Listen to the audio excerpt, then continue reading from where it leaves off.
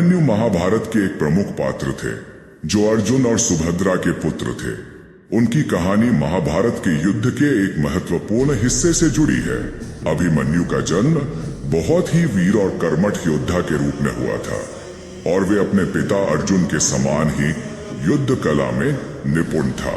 जब कौरवों की सेना ने महाभारत के युद्ध में चक्रव्यूह नामक एक कठिन रणनीति बनाई और चक्रव्यूह का तोड़ सिर्फ अभिमन्यु के पास ही था, क्योंकि अभिमन्यु ने चक्रव्यूह में प्रवेश करने का ज्ञान अपनी मां के गर्भ में ही सीख लिया था।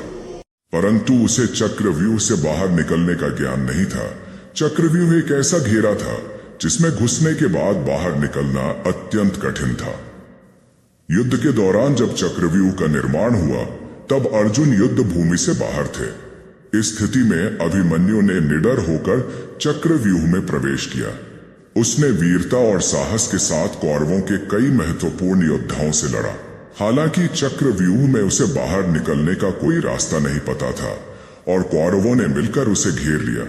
वे उसे अत्यधिक क्रूरता से मार डालते हैं।